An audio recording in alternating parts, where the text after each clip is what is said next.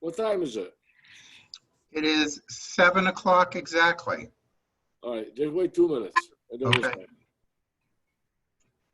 Meanwhile, any questions from anyone in relationship to what we spoke about last week?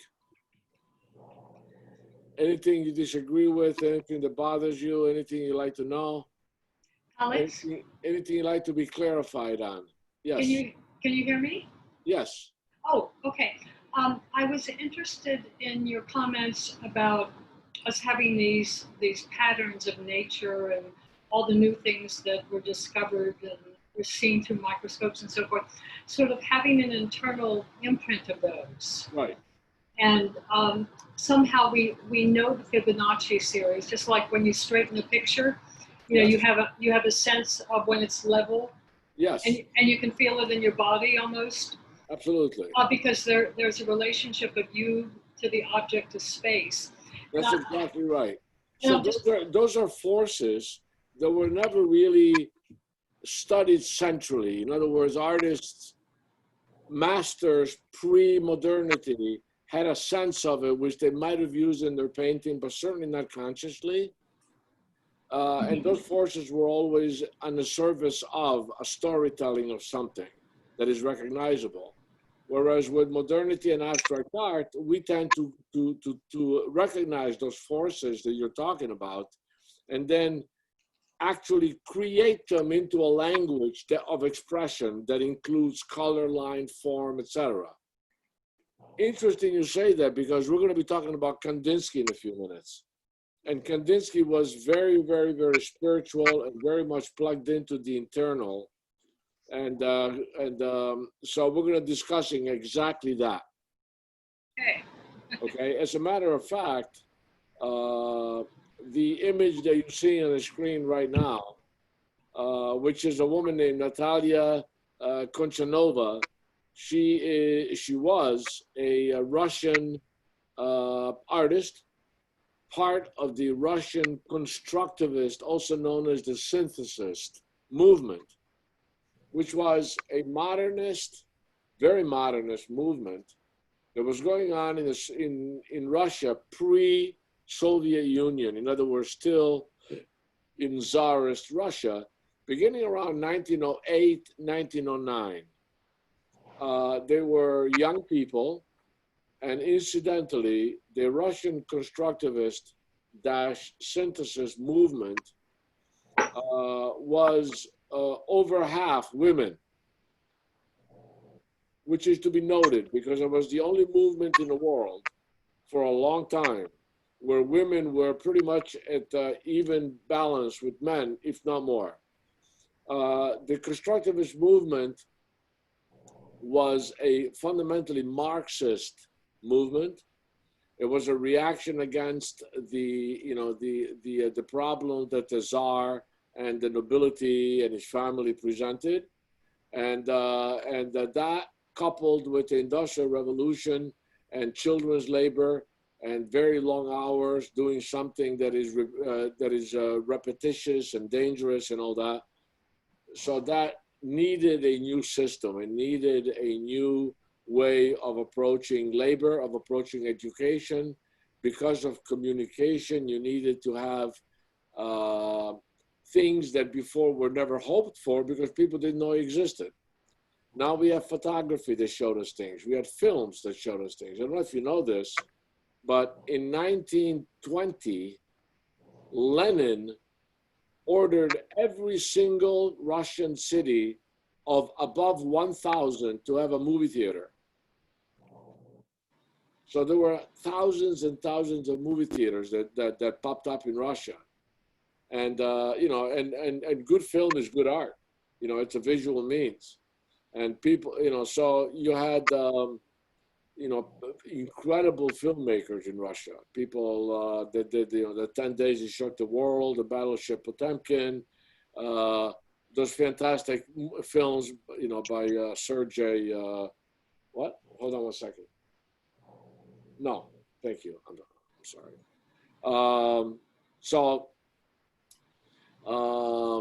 The Russian constructivists were young people who were revolutionaries, who wanted to find a new world, they wanted to construct a new world because there was a new world.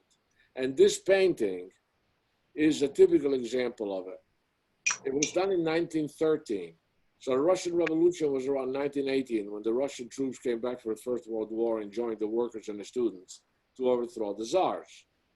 Because whenever you're dealing with the avant-garde, whenever, especially abstraction, you need to understand a little bit of history because it puts all of the actions that we're seeing on a screen in context. And context allows you for a much clearer understanding of the intention of the artist doing what they're doing. So this woman did this painting, and the painting is called Electric Light. And you can see where the wires are kind of a calligraphic version of the electric wires that you would have on poles, you know, with those three glass dots up on top. The actual brightness of light itself. Please understand that when electric light came in, it changed the world drastically. Besides being able to plug things in and, you know, and make them work, like the computer we're looking at this up today. But for the first time ever in history, somebody pushed a button and all the cities were lit. So night became daytime to a large degree. And so that meant that people could work at night. They could go to a factory and keep working, you know. Fires that used to be commonplace started to be much less commonplace because people started using no torches because of electric light. Vision, actual, what the eyes, how the mechanism of the eye can see was infinitely elongated by the fact that you didn't need to look at things by straining your eyes with a candle. So there were a million different you know, things that allowed, and then of course it allowed the radio, etc. So when that first came in, I mean, the fact that an airplane could land in a field that had electric lights that allowed it to see the field was pure science fiction come true. And the artists all created an image that somehow became indicative of their obsession with these new inventions. And all those new inventions that never existed before were created into a system of color, a system of light, a propagation of light. I mean, if you look at this, there are rays that are coming out of those three yellow circles on the bottom. Almost like the minute you turn the light on, that fraction of a second that the light expands out into the room at the speed of light is captured in this painting. So it's the conquering of the dark. It is a typical abstract example. Here's the thing. We talked last week about the difference between pure non-objective abstraction and objective abstraction. Objective abstraction means that you're taking an object and you're abstracting it, you're simplifying it, you're taking the essence out of it, you're eliminating the things that you find are non-essential and retaining what you feel is the core, the essence of something. Well, this is supposed to be a non-objective abstraction, but actually it is objective in the sense that the object itself is electricity. So it is what do you call it? It talks about luminosity. Luminosity is the subject matter. So they created an alphabet that somehow shows shapes that people had never seen before, but that describes something that was very real at the time. It is an illustration of something that we can recognize. The word illustration itself talks about light because luster is light, means light in Latin. Lustre, like illustrate. Huh? Hello? There's a kind of a strange echo in the background. Mystery. Do you guys hear this? Yes. Do you hear a kind of an echo? I think it stopped. Okay. Oh, it did. It'll be all right. Everybody should mute. So she was a constructivist. Again, the constructivists wanted to literally construct a new world under the guide of a new philosophy of social political communism. And don't forget that at the time, you know, Marx wrote Das Kapital in the 1840s in London, for God's sakes. So there's this German Jewish guy writing, you know, about communism in London, and the Russians, literally 65, 70 years later, took it and tried to incorporate it into what they were doing. So the concept of commune goes against the concept of the nobility that had been running Europe for millenniums, literally. Okay, so the common people who can become educated and powerful enough to be able to have their own world, basically. So the Russian constructivists were as simultaneous in terms of their existence in making art and in creating this new abstract alphabet with the Dada movement that was begun really in Zurich. We're going to get into that next week, particularly dealing with people like Marcel Duchamp and Man Ray and so on, because their abstractions were somewhat different than these, at least different than the one that we're going to get into this time. The thing with Dada is that Dada was an unconstructivist movement. It was a destructive movement. It was a meeting of young, relatively bourgeoisie intellectuals from all over Europe. You had people coming in from France. You had people coming in from what was then Yugoslavia, from Russia, from Romania, like Tristan Zara. And all those young people felt, they were all intellectuals, they were all extremely well educated, they were all very creative people, either musicians, artists, poets, writers, and filmmakers and photographers. So, and theater people, by the way. There were even some opera singers. All those people didn't want to join the army of their countries because they felt that the way the system was going, there was going to be a great conflagration, which turned out to be true because the First World War happened in 1914 in Europe.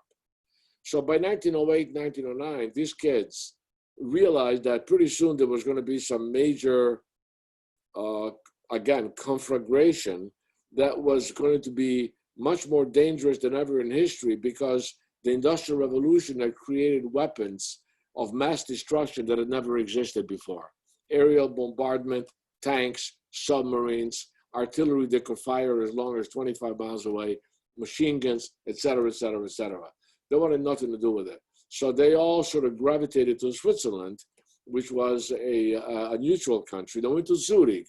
And Zurich is in Schweizerdeutsch. You know, Switzerland is divided fundamentally in three parts, German, French, and Italian. So that every Swiss speaks three languages plus English. And Zurich happens to be the capital of the German part of Switzerland. It is also the banking capital, at least it was up until lately, the banking capital of the world. So you had the most incredibly straight, conservative bourgeoisie city harboring in this little tiny cafe called the Café Voltaire, named after the French poet philosopher.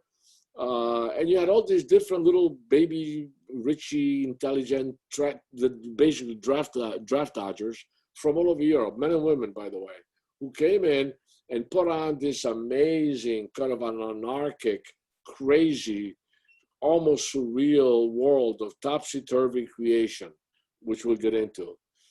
But their idea was to destroy the status quo because they felt that the status quo was rotten. And sure enough, it manifested itself as being so by virtue of jumping into a First World War in 1914. So their concept was you have a world that's in bad shape. What are you going to do? You're going to destroy it, right? You have a building that is condemned because it's rotten. You got to tear it down. The Russian constructivists were constructivists.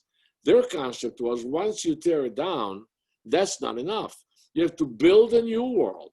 And this new world took advantage of a new language of expression to to give this new world a new alphabet of expression, a new alphabet of recognition of the totality of the human condition and not just what the eyes see, as we talked about last week.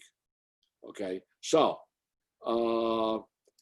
this is the result of some of the Russian constructivist movement. So you had a variety of non-objective abstraction and of objective abstraction, so that in a painting like this, okay, you had a face that is recognizably a face, but it's created by a joint fragmentation and cubist restructuring using color, geometry, and shape to allow us to see a modern face in a new way, in a way that is more in tune with the craziness of new inventions and materials and scientific and biological inventions that are going on out there. And then at the same token, you have something like this, which is this is of course in Russian, which is a question, underneath here it says painting a new world. What happened to the radical potential of etc. So in here you have what? What is it? What are we looking at? Anybody can say, well, it's a stupid triangle in the middle of a white dot. Anybody can do that. Well, anybody could have invented the wheel until somebody really did. Okay, so what is this? There's a very strong piercing quality. That arrow shape that's red, that's piercing in the center of that white head, let's call it, because sideways it could almost be a head and the white could be the shoulders, and itself is causing a kind of a dynamic fragmentation and things being born from it. So it is a system of attack, it is a piercing, it is a hostile move, it is straight line against curved line. So it gives us a feeling. And here's what you have to understand about Russian constructivism, which might lead you into a perhaps clearer way of understanding abstraction in general. A line, if I go like this, and my students know this, if I go like this with a line is at rest because we live in a slaves of gravity. If I go like this line is in balance because it's standing straight. But if I go like this at an angle, this line is moving. It's moving, and therefore it's the most dynamic angled line. Why? Because it started here and it's falling down. So at an angle, it means that according to the laws that we have innate in us and our whole world is based on, of gravity, according to the law of gravity, this used to be here, now it's on the way to here. And along this way, it's covering a certain amount of space. And if it's covering a certain amount of space, it's also covering a certain amount of time. So when you have space and time together, you have dynamism. That's what dynamics are. So a lot of the constructivist abstractions, people like Malevich, which you're going to see in a second, dealt with that thing with what I just explained, as a subject matter, not an apple or a horse. Because an apple, you can never paint an apple as beautiful and nutritious and moving in space and smell, etc., that a real apple is. But there are so many things about balance, about falling, about feeling, about being afraid and so on that we talked about last week that were never really addressed as a subject. They were only used as an adjective to show something that is recognizable, like a person being afraid looks like this. But okay, but what if the subject matter was afraid? Because a cat can be afraid, a tree can be afraid, a horse can be afraid, we can be afraid. What can we create that shows the concept of being afraid?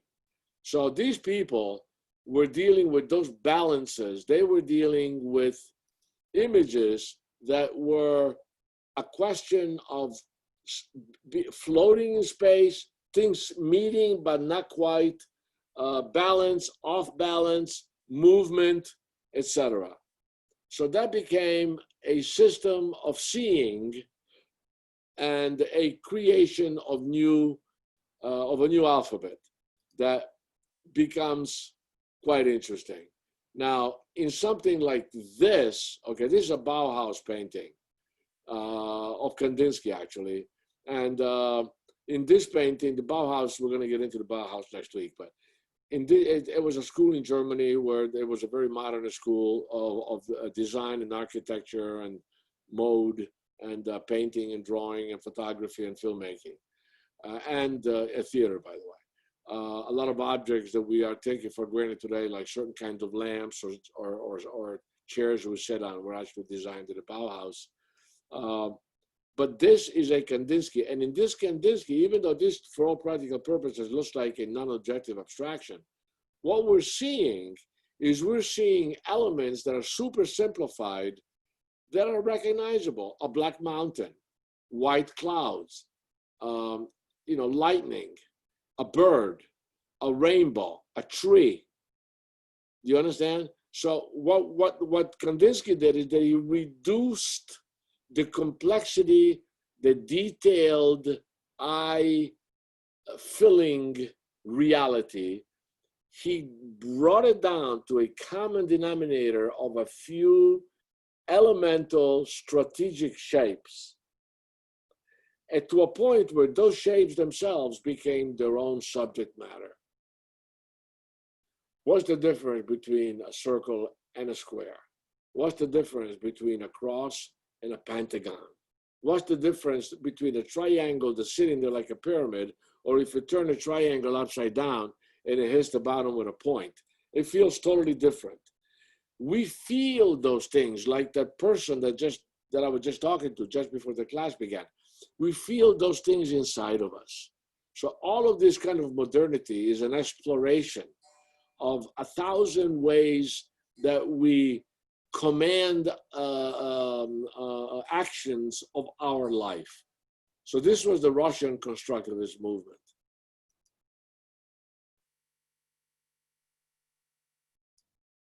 Now, perhaps the most well-known constructivist is a guy named Malevich.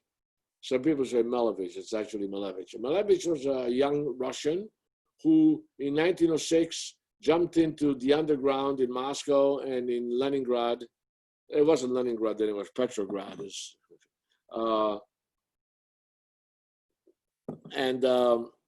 Started to create posters that were propaganda, constructivist posters, propaganda against the Tsar.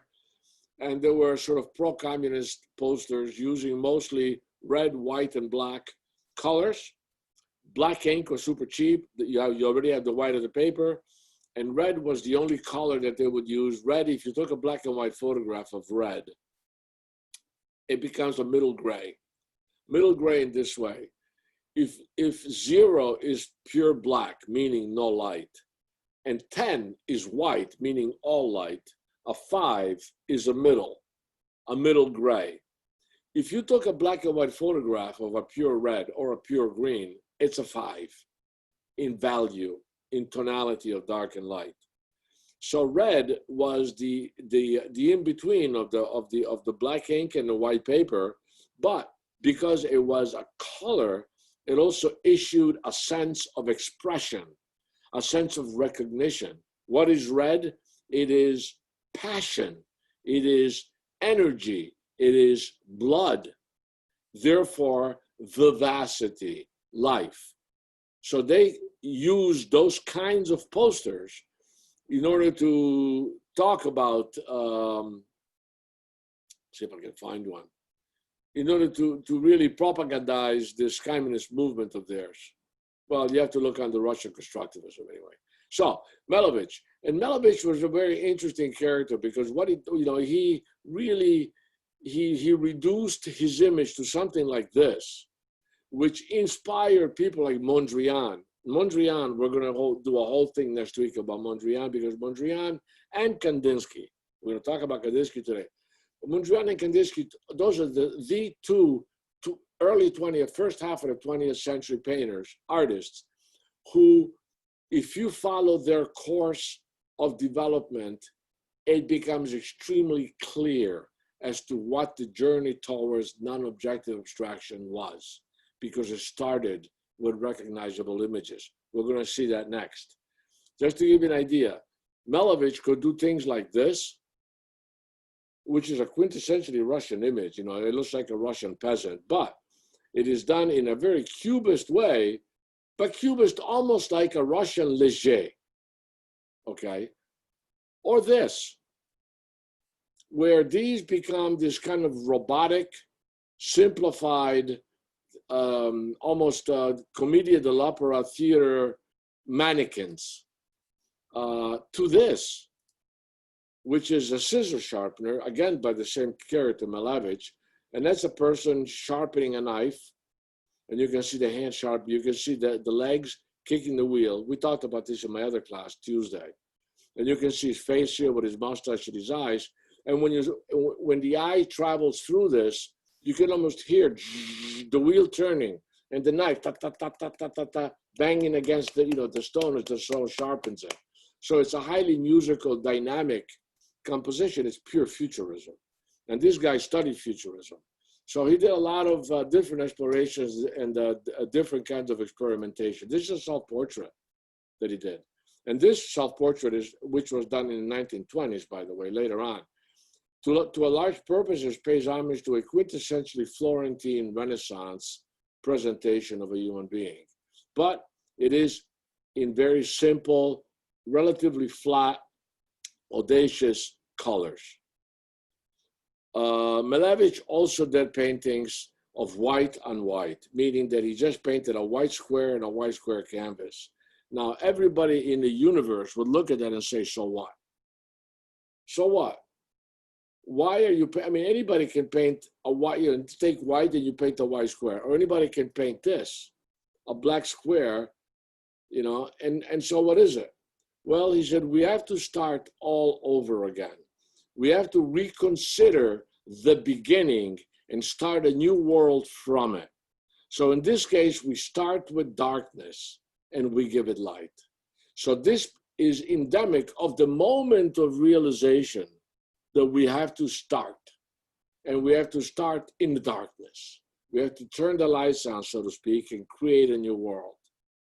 In the white, on his white on white canvas, what he's doing is that, white on white is a dilemma of every artist. When you get a canvas, you put it up on an easel and you walk up to it, you're seeing this white desert. And you know that it's beautiful, it's magnificent. And for me personally, subjectively, every time I took a brush and I violated that white, it didn't feel good. It felt like a violation of an incredible purity. So what he's saying is, let us consider that. Let us consider the purity of what is there. The purity, it's almost like when you're born, you are white, you are pure. And everything that happens later on is a violation of the absolute purity of your birth. So those are philosophical things, but these are things that were considered at the time. Another one of Malevich paintings that is kind of interesting is this. And here what he's doing is that he's talking about pure balance. So that square is sitting there. It is mysterious. It is a dream. It is absolute. It is graphic. And it is in perfect balance as to being parallel to all sides of the square. The other one is like a little black sheep that decides not to be there, decides to go its own way. It's like a naughty little kid who is not listening to his conservative father to a certain degree, okay? But also his placement of the square, where he put it on the top left, it's in an uncomfortable place against that pure white. And that little kid has to be afraid because the square directly above him can very easily crush him. So there's a lot of different things that we can put in just two little squares, one on top of the other, okay? So again, these things are one more step.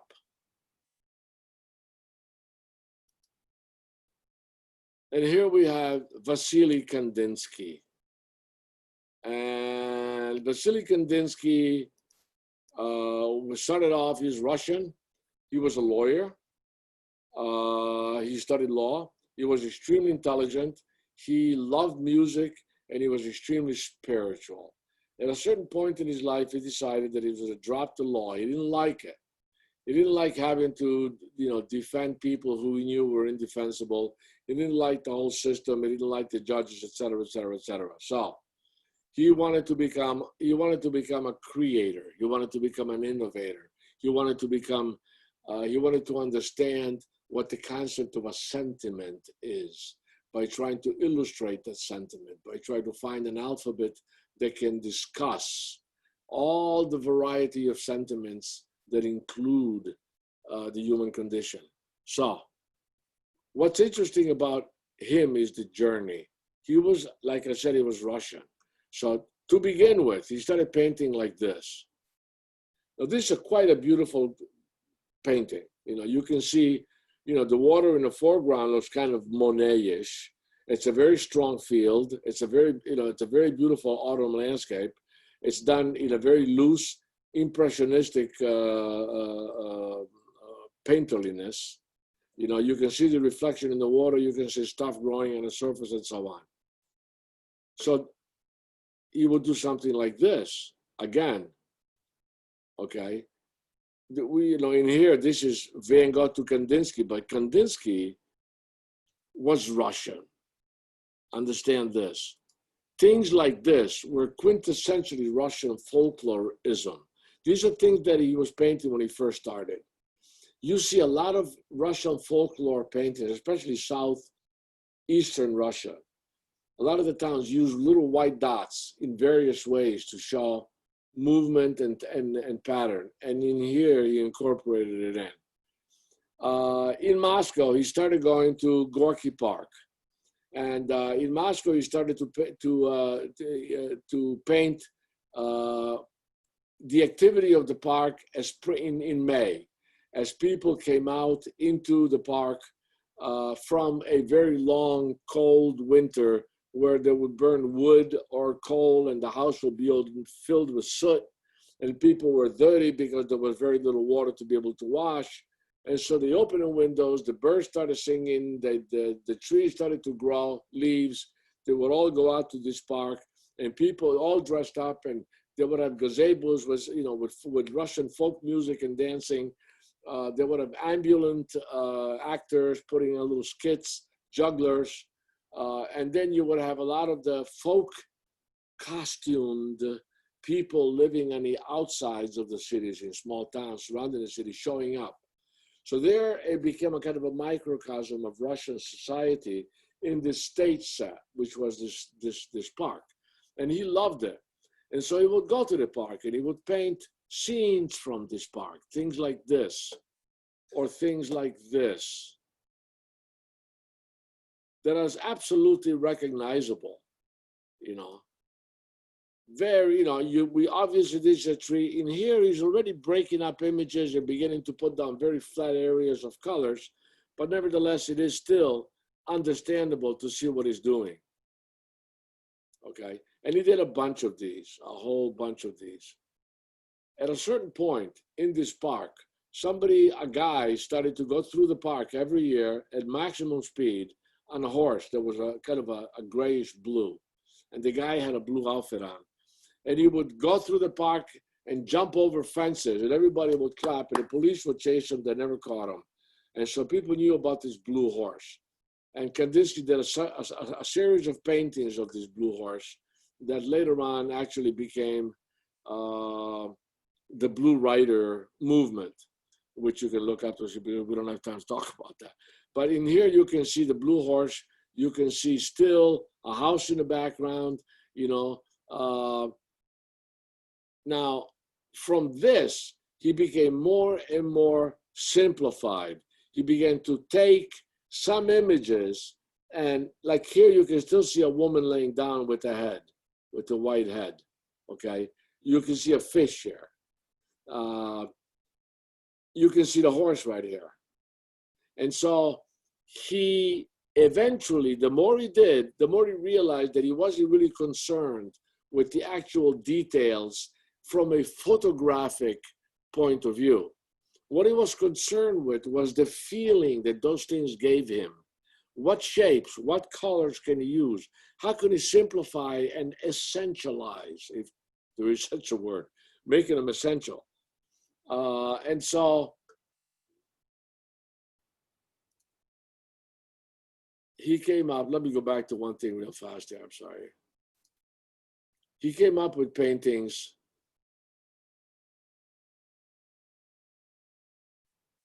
Let me find it for a second, like this. Okay, now here, what do you have? What do you have in here? I took a few notes, and I just want to read you a couple of things that I saw. He claimed, Kandinsky claimed that he was really the first to make purely abstract, meaning non-objective in that sense, non-objective abstraction art. The colors dance and leap, expressing a variety of emotions. Just pure, or just the colors do. What they show is a kind of a utopian spiritual force, expressing various emotions of who we are and of our experiences. In his mind, painting was a utopian spiritual force. He thought that just copying nature and just copying like the lens of a camera was a misguided, really kind of a materialistic sense, because by that you lose all the secrets of what's beyond something, beyond the material of something. Okay, so he thought that abstraction is leading humanity toward a symphony to which we respond intuitively. So when we look at this painting, the colors are intuitively giving us certain feelings. The blue is cold. Lines become, lines take you by the hand and allow you to explore the surface. They are directional, or they are divisive, or they are hostile, depending upon what you do with them. You have a game, a dance, an opera between geometry and amorphicity of shape. And he plays with that. You have dark, you have light, you have cool, you have warmth, you have complexity, you have simplicity. So there you have all of the incredible, limitless dualities of the world that we live in and how we perceive that world in our interior, spiritualistically. He thought that painting was like listening to a symphony to which we respond intuitively. Now, there's nothing more abstract than music. You close your eyes. I mean, you've got, Vivaldi, the Four Seasons, and when he played that one, you close your eyes, you can feel the winter, you can feel the cold. You don't hear snow, you don't hear sleigh bells, you don't hear a refrigerator over here closing. You hear music, and this music gives you a sense of the seasons: springtime, autumn, summer, winter. How? Just by the timbre of sounds strategically placed together, taking advantage of the system of negative and positive. In other words, the negative shapes in art, if you make four dots together, you have a negative shape of a what do you call it? Like a diamond, a pointed diamond in between. That negative shape is very much part of the shapes with the four dots. Okay, so negative shape in art is corresponding to the silence between the notes in music, so that the silence between the notes governs how we interpret the notes, whether it's long, whether it's short, whether it's resounding, whether it's choppy, whether it's continuous, etc. Okay. So he actually wrote a book, Kandinsky. Actually, he wrote two books, Connecting the Spiritual in Art. If you ever get a chance, Connecting the Spiritual in Art. If you go on one of the used book sites, you can get, you can get that book for like $2. It's a little paperback. It's a phenomenal book, a hard read, but it'll really teach you an awful lot about abstraction. This is what Kandinsky said, and I'm going to read this. What Kandinsky said about the concept of about the relationship between music and painting. Color directly influences the soul. Color is the keyboard. Eyes are the hammers. Soul is the piano and its strings. The artist plays the vibration of the soul. And his music is shape, form, color, line, atmosphere, rhythm, space, and time. Those 8 things. Those are the subject matter, not those things applied to a still life, or a cute painting of a sunset. Because your cute painting of a sunset is never going to be as beautiful as the sunset itself. No way. So what abstraction does is that it tables a new argument. Okay. This is what happened to Kandinsky when he got into the Bauhaus. He started working with elements that were purely geometrical. So he only used straight lines, he used the ruler, and he used the compass. And this became a kind of a machine aesthetic. And it almost sounded like a machine moving, tuck, tuck, tuck, tuck, like the interior of a clock. If you take your wristwatch and bust it, it sounds the interior like this painting. So to a large degree, what Kandinsky did is that he got rid of the sort of amorphicity that paintings like this used to have, and he started by doing stuff like this to be more conscious of just pure Art Deco-ish lines. Don't forget that Art Deco is a version of Art Nouveau. Art Nouveau was absolutely sort of like chewing gum. It was very curved and it was very potato-ish. It was very optically organic. That organism became pure curve and pure straight line in Art Deco. And the Bauhaus had a lot to do with it.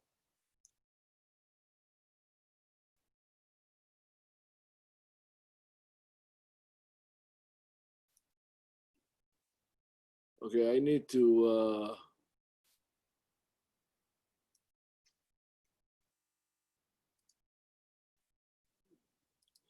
get rid of the top part here. How do I get, okay. Okay, so now what we're gonna do is we're gonna get into some abstractions that go beyond Kandinsky and the Russian constructivists. So here we have a Czechoslovakian artist named Kupka, and František Kupka was his name. And in 1911, 1912, 1913, he was knocking out pure non-objective abstraction like this, extremely avant-garde. In here, he's fundamentally using all colors except yellow, because yellow meant life. And in here, he's using the blue, the white, the black, and the red, specifically to make it as artificial, as away from life as we know it organically as possible, okay? So Kupka's work is amazingly interesting. These are immense paintings, they're very large, okay? And they are of pure color. Now, if you look through it, you start to possibly see the beginning of some figure that might, like some kind of a strange ghost, be appearing in the background. In this case, it would be a kind of a green shirt and a dark head up here. He was an amazingly avant-garde painter. He went to, he went to France, obviously. Got together with Delaunay, both Delaunay. There's Sonia and Robert Delaunay that we're going to look at next. But his paintings were of amazing feelings. I mean, if you look at this, what feeling does that bring you? What does the light? It's light. It's daytime. It's warm. It's playful, as opposed to something like this. You know, this is almost like it's interior. It's patterny. It's a large fragmented form, or something like this. And these are just the forces of they're almost like this astral body or souls in the wind. I mean, they're amazingly different situations. This is not unlike the first painting that we saw of the Russian constructivist. He did a whole series of these that are quite beautiful. So, Kupka, again, here, like this one is done in 1911. I mean, it looks like a landscape to a certain degree. But for a painting like this in 1911, it's a mind-blowingly early, non-objective abstraction. Okay, Kupka.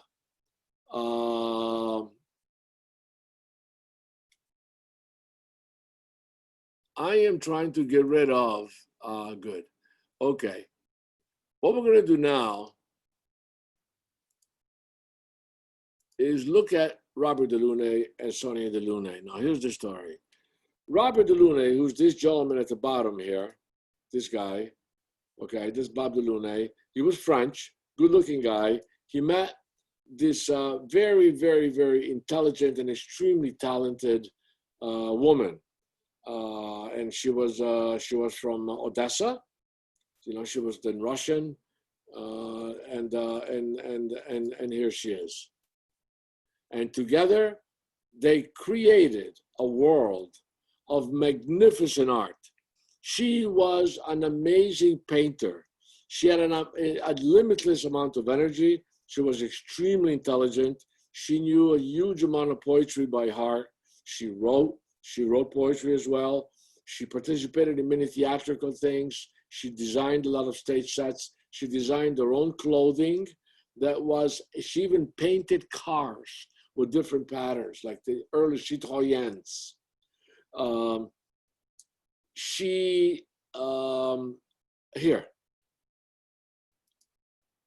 Here's one right there. Unfortunately, we don't have a color photograph of it, but that's her with one of her outfits, okay, and one of her painted cars.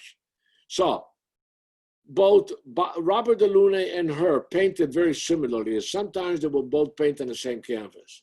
This is Robert. This is Robert. Now, again, we have the theme of circularity. Circles, why? Why so much circles? Because of the expansion of light, because of cars, because of trains, because of landing gear of airplanes, because of gears in machinery, because of trains.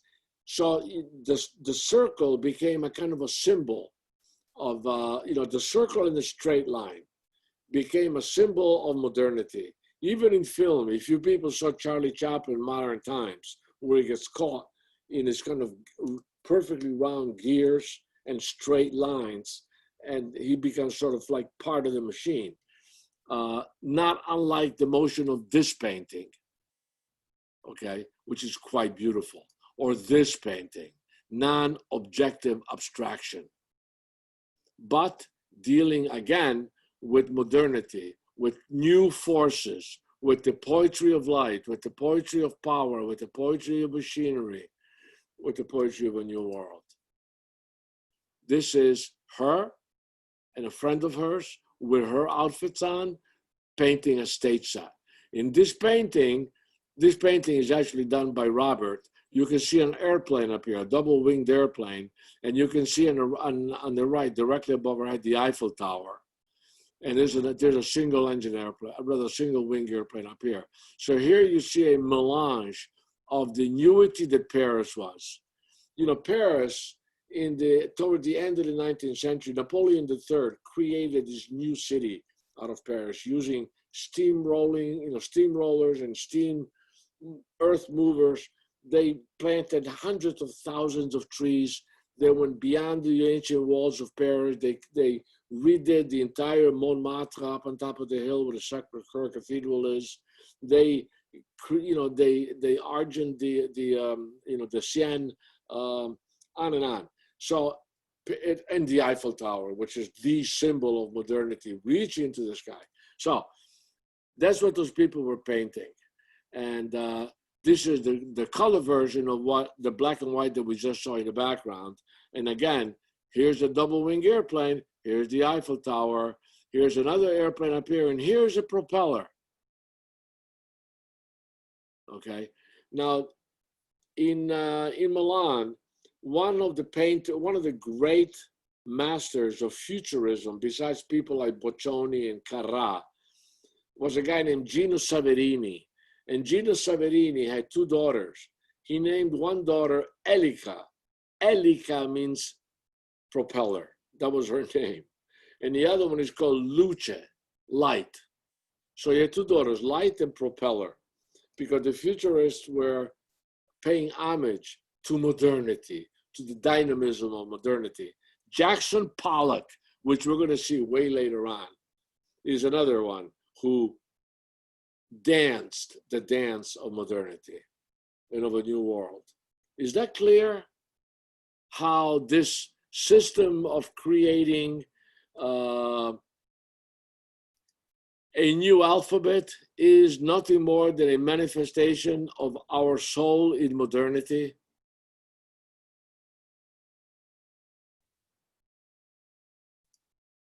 Okay, so this is Tatlin, and his name is Vladimir Tatlin. Vladimir Tatlin was a Russian constructivist. Tatlin, hold on one sec. Tatlin. He was born in 1885 and he died in 1953. In 1912, he took a train from Moscow to Paris and he met Picasso, and the two confabulated together. And Picasso had just finished doing about 4 or 5 years before the Demoiselle d'Avignon that we looked at. And so he met Picasso. This guy started doing, he was also a very, very good friend of the Russian constructivist men and women, including Malevich, that we looked at. This is a construction that he built against the wall. It's a collage using both found objects and created things. Today, people like Frank Stella are making things similar to this as this big avant-garde thing. This is what this dude was doing then. But just to give you a little bit of an idea as to what other things he made, what other things he did. He created things that were very similar to the stuff that we just looked at, right? This obsession with the pure wheel and the pure straight line. He created models of airplanes that he invented using strange materials that were to be hung in the air and that actually moved, okay? That's him creating things, and most importantly, perhaps what he is best known, historically speaking, amongst an amazing amount of inventions. And by the way, he was a great fan of Leonardo da Vinci's notebooks and the creation that Leonardo da Vinci made, in the 1500s. This is the tower that he proposed that was to be 2/3 the size of the Eiffel Tower in Paris. It was to be constructed with steel and iron. There was no purpose of it other than a symbolic purpose. The screw feeling of it is actually connected to Fibonacci logarithmic spiral. Now, he designed it in detail. It was never built. But what you have to understand was the following. He showed a mock-up of this tower in the 3rd international show that was taking place during Lenin's time in Moscow. Okay, so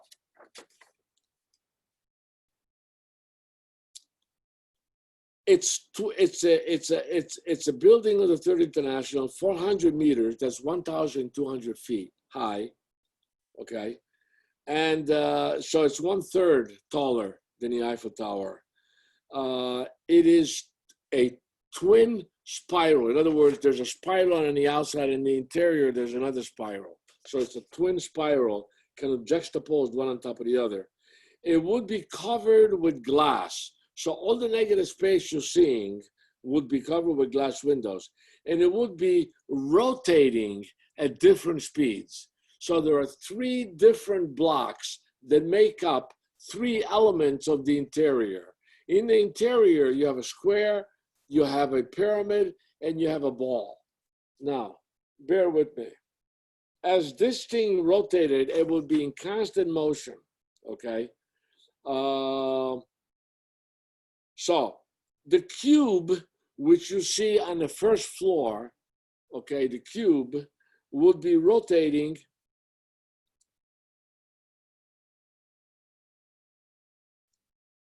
in a year, super slow, so that it will come all the way around within 1 year, okay? The second is the pyramid, directly above the square. The pyramid would spin once a month, so it would spin 12 times throughout the year. And the cylinder, there's a cylinder on top, would go once a day. So every day the cylinder will spin completely, etc. So this constant, this tower in constant motion, like the Earth, like the planetary system of the solar system, like our life, like the 4 seasons, would be part of the actual construct. This construct looked like nothing people had ever seen before, with the possible exception of how plants might grow, okay? So there you have it. Now, he was a sculptor, and he was a painter, and he was a constructivist. Here we have Constantine Brancusi. Constantine Brancusi was considered by many to be the first true modernist painter. We looked at Rodin last week very briefly, but Rodin was an impressionist. Rodin was working with the human figure. This guy is working yes, he's also working with the human figure, but is the one that's looking at very early Saccadic sculpture that goes back to 2,000 years before Greece, in Greece. He is looking at African art like Picasso and Braque and Modigliani and Leger were looking at. So he's taking those amazingly dynamic and audacious transforming shapes that African art has, putting it to he's using new materials, new metals. He's starting to use new plastics, as the Russian constructivists did also. And he was Romanian. So he took advantage of something that he grew up with when he was in Romania, which is the shape of the columns that he would use as basis for his sculpture. Romania is a country where a lot of the architecture is made out of wood, because there's the Carpathian Mountains there.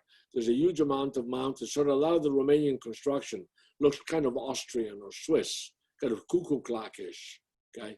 And he came from that world. So the columns on those houses looked like the base of this bronze piece, or look like this. And so did the the tombstones. If you go to a Romanian cemetery, you have these tombstones that are cubes on top of circles, or kind of staircase type, chopped up like this, as African art has. These are photographs of his studio. He was considered to be the first artist to actually, the first sculptor to make his basis as part of the actual sculpture itself. So it's not just something pretty that you show your sculpture on, but the base becomes an integral part of the sculpture. This is in the Philadelphia Museum, which is, these are, they have a fantastic collection of his stuff. So here you can see how he took advantage of the reality of a human being, and this is an objective abstraction. But the nose this small and the mouth this little and this sort of oval shape is absolutely African. Modigliani is not too far away from that. So is this sort of girthy neck. So is this. Now, this is the profile of a figure. So that this will be the profiled eye, the back of the head coming down with a little nose. This is quintessentially Art Deco, okay, but it's made out of Carrara marble, this very beautiful marble. He did a series of heads that are really abstracted. No other sculptor in the world has done things like this. One thing that's very interesting about Brancusi that you should know, he was a little guy, by the way, and he ate a steak every day of his life. He loved steaks. So when he was a kid, he was in his late teens, early 20s. He was in Bucharest, in Romania, the capital of Romania. And he heard a lot about Paris and a lot about how the avant-garde was in Paris. And don't forget that at the time, people like Cézanne and Gauguin were still alive, okay? So, and Monet, so the whole bunch of them actually. So what did he do? He packed a lunch and he started walking, and he walked to Paris from Bucharest. That meant he had to go through he had to go from Bucharest to the Romanian, to the confine, the border, go into Bulgaria, go across Bulgaria into what was then Yugoslavia, Montenegro, etc. Go all the way across into North Italy, cross the Alps, go into Switzerland, cross Switzerland, go into France, and go through France all the way up to Paris. Walking, ladies and gentlemen, that's how he got there. And that was his discipline. One of his greatest students was a master who became a fantastic sculptor, garden designer, etc., whose name was Isamu Noguchi. And we're going to look at his stuff the last class. So this is the incredible work. Bird in Flight is one of his masterpieces. This is it. Bird in Space, pardon. This sculpture was not allowed to come into the United States because the border people said, that's not art. That's part of some kind of diabolical machine. And they had to get all kinds of experts to come and testify that could come into America as being a piece of art. That was due to the ignorance of the people at the border, the costume people. He also did, things that were kind of cutesy like this, but this is a takeoff on a very early Cycladic sculpture. So, Brancusi, Agustin Brancusi. We're going to look at one more.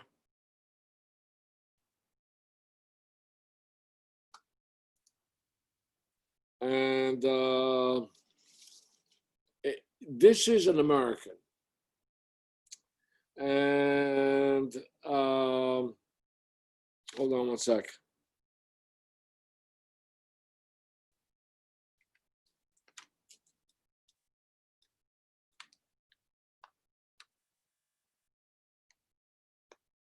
Okay, so let me just go back for 1 minute.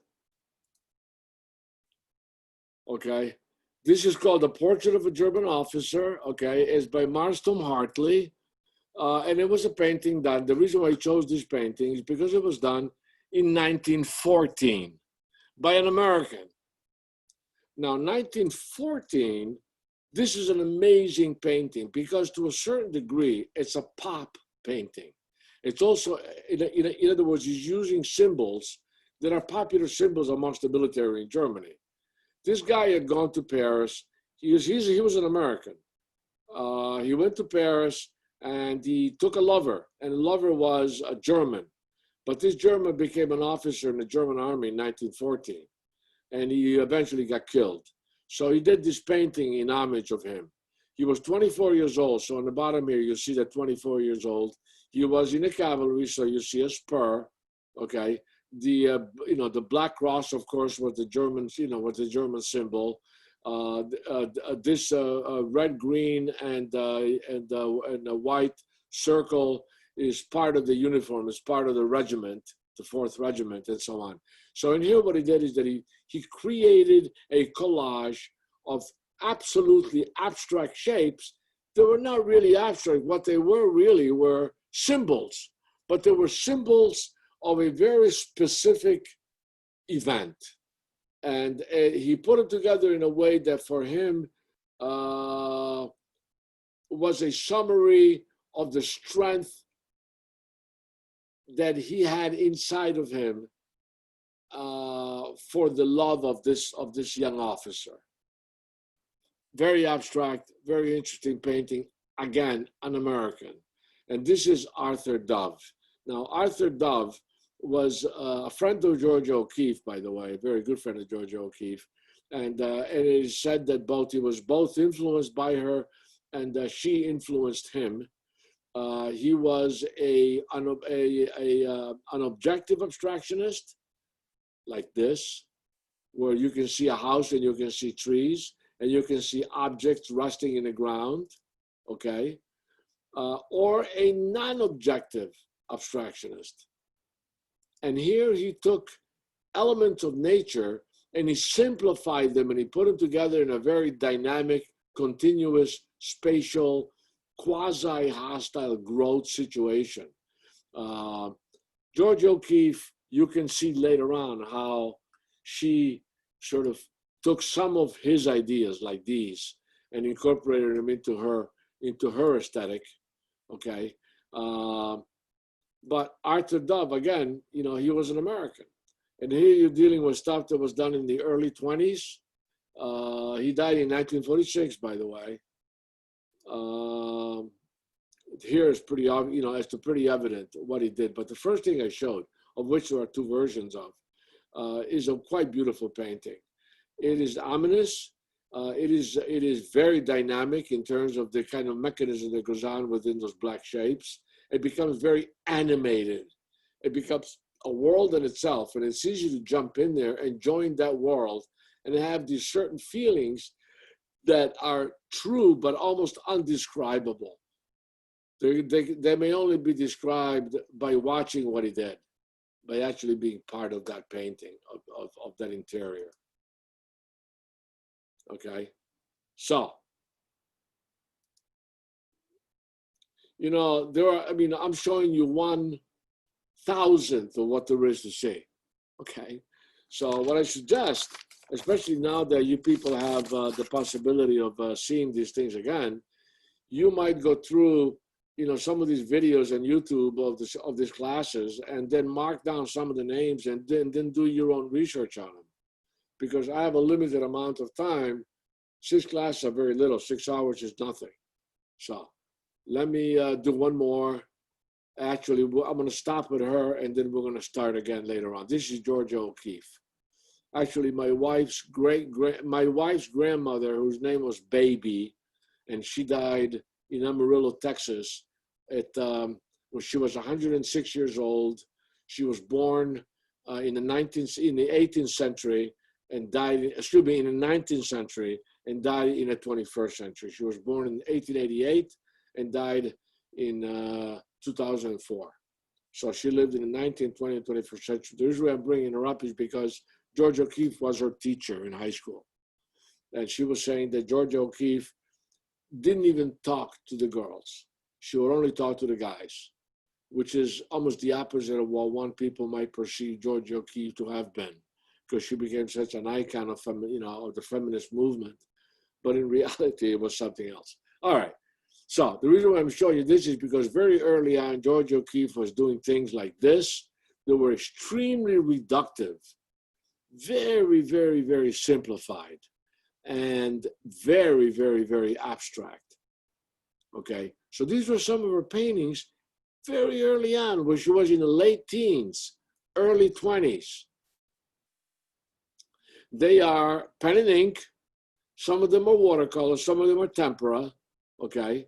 But they're super, super, super abstract, except, of course, for things like this, where here you have a seashell and here you have breasts. But there's a lot to be said about her, and we're going to jump into her next week because she makes a very interesting bridge between, between her floral and landscape, very sensuous imagery, and her very early, like this, very, very, very avant-garde lines and images that were super abstract. Now, when she showed these in New York to Stiglitz, who was a famous photographer and perhaps one of the first American modern art gallerists, he had in New York, there were just a few galleries in New York that were really sort of avant-garde. Stiglitz was one. Julian Levy, he's the guy, we're going to talk about him later on. He's the guy that introduced surrealism to the Americas. He became a dealer for Achille Gorky, and he's the one that brought Magritte into the States. He's the one that set up Salvatore Dali, at the St. Regis Hotel. I knew him pretty well. He actually became one of the teachers in the school I used to have in France. We'll talk about that later on. So anyway, Stiglitz saw her and accepted her. There's some beautiful photographs of her, and she showed very early on her first abstractions in Stiglitz gallery. So she was a very early woman, abstract, non-objective abstractionist American master. Later on, they got married, and subsequently she moved to New Mexico. Okay, so this is it for today, ladies and gentlemen. Next week, we'll start again, and we'll keep going. There's a whole system of abstraction that goes back between 1920 and the Second World War, which we're going to get into, including a lot of German and Austrian non-objective and objective abstraction. We're going to talk a little bit about Paul Klee, about Miro, and then we're going to jump into abstract expressionism. Huh? Are there any questions?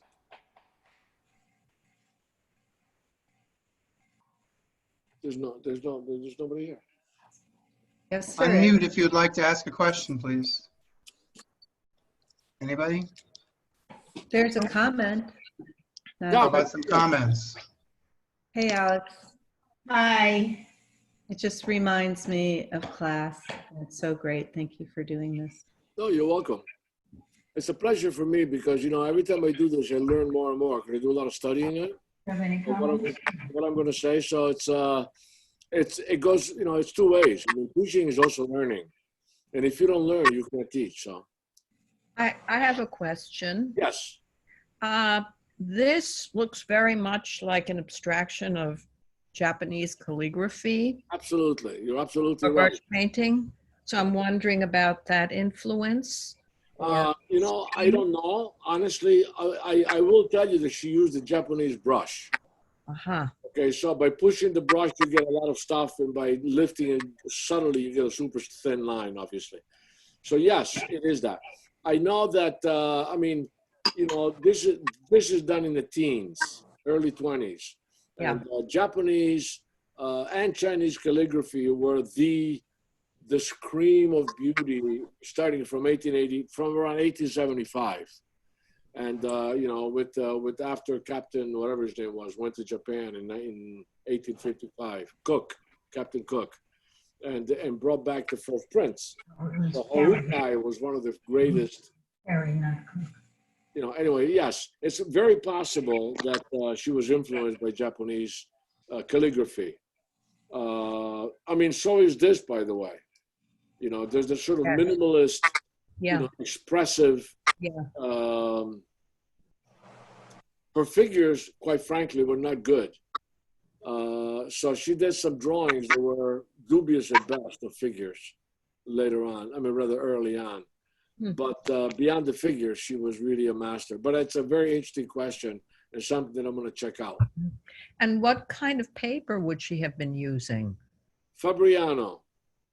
Uh-huh. She used Fabriano. Fabriano was a paper that started to be used in the 18th century. And Huh? Is it cotton or what is the It's fabric? cotton. Cotton. Yeah. You can still buy. I mean, you Yeah, can still buy the heard the same name. paper. Huh? I've heard the name. Yeah, cotton paper. Interesting. That's quite good. Okay, you know what the problem with a lot of the inks, by the way, is that they fade. Oh, Not all the colors, but most of them. I mean, I did paintings using some of them, some paintings in watercolor, some paintings in ink, that in time, they just get lighter and lighter and lighter and lighter. It's like writing, you know, with lemon. It depends, but, so they're, you know, ink drawings like this are a nightmare for conservators. huh.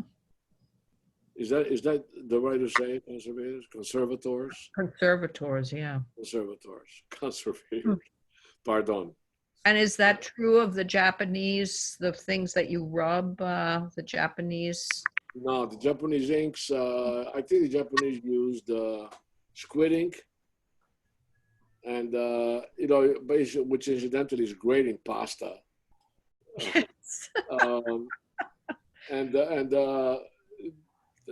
There's Japanese stuff that looks like it was done yesterday. I mean, pretty much in every museum you go to. Washington, D.C. has some incredible Japanese stuff that is just as clear as hell, even though it was done maybe in the 16th century. With squid ink and other. Yeah, I think, yeah. Huh. You know who else used squid ink? Leonardo. Oh, interesting. Leonardo da Vinci, ladies and gentlemen. Know how beautiful this is. Oh, I think these paintings of hers are magnificent. Yeah. You know, she's always been accused of painting vaginas. yeah. And she's always fought against it. She said, no.